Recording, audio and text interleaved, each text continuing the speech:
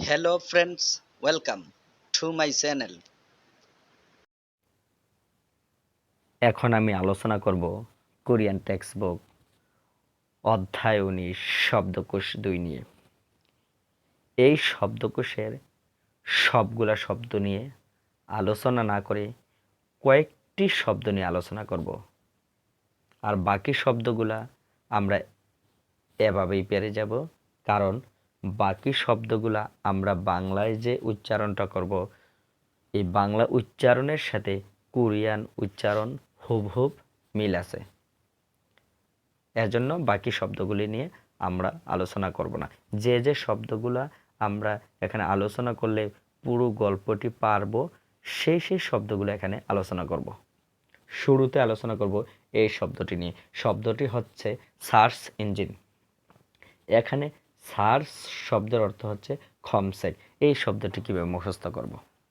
হঠাৎ একদিন পুলিশ আমাকে সার্চ করতেছিল, তখন আমার বন্ধু এসে বলল, স্যার তাকে কম চেক করেন, অর্থাৎ কম সার্চ করেন।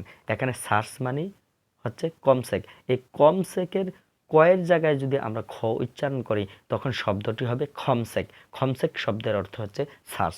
এখন আমি যদি বলি সার্চ ইঞ্জিন, তাহলে কোরিয়ান এর অর্থ হবে খমসেক ইঞ্জিন। এখন আমরা শিখব এই শব্দটি। শব্দটি হচ্ছে কি? সদস্যপদ প্রত্যাহার করা। আমাদের মধ্যে এমন অনেক লোভী মানুষ আছে যারা কিছু টাকার লোভে পড়ে দল ত্যাগ করে এক দল থেকে অন্য দলে চলে যায়। কোরিয়াতেও এমন কিছু লোক আছে যারা উয়নের জন্য এক দল থেকে অন্য দলে চলে যায়। তো এমন একটি লোককে আমি যদি বলি, হে উয়নের জন্য থালটা থুয়ে সদস্যপদ প্রত্যাহার করলো, তাহলে হে কিসের জন্য? হে উয়নের জন্য থালটা থুয়ে সদস্যপদ প্রত্যাহার করলো। এখানে হে উয়নের সাথে যদি থাল থুই শব্দটি যোগ করি, তখন শব্দটি হবে হে উয়ন থাল থুই। অর্থ হচ্ছে সদস্যপদ প্রত্যাহার করা। এখন আমরা শিখব এই শব্দটি। এই শব্দটি সহজ। পূর্বের শব্দটির থাল থুইয়ের জায়গায় যদি আমরা খাইপ শব্দটি যোগ করি, তখন এই শব্দটি আমরা মুখস্থ করতে পারবো। যেমন আমরা যদি বলি হে ওয়ান খাইপ, তাহলে এর অর্থ হবে সাইন করা বা যোগদান করা। এখন আমরা শিখব এই শব্দটি। এই শব্দটি হচ্ছে কি? পাসওয়ার্ড।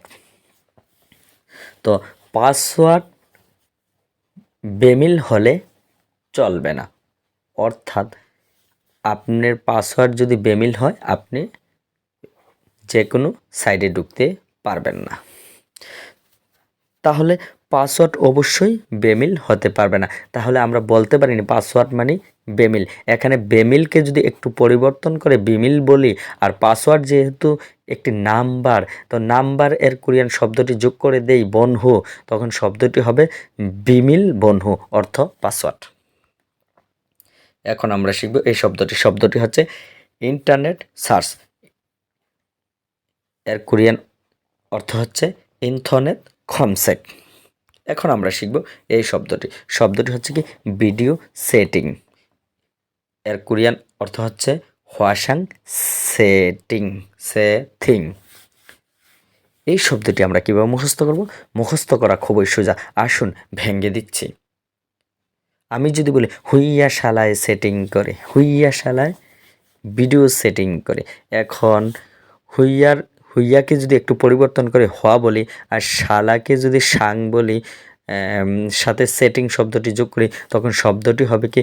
হোয়াসাং সেথিং, অর্থ ভিডিও সেটিং। দর্শক, আমরা এই শব্দগুলা পড়লেই চলবে, আর বাকিগুলা পড়তে হবে না। বাকিগুলা আমরা এভাবেই পেরে যাব। তারপর আপনারা একবার দেখে নেবেন। দর্শক, যারা অল্প সময়ে কোরিয়ান ভাষা শিখতে চান, আমার সাথে যোগাযোগ করতে পারেন। যোগাযোগ নাম্বার ইউটিউব চ্যানেলে দেওয়া আছে।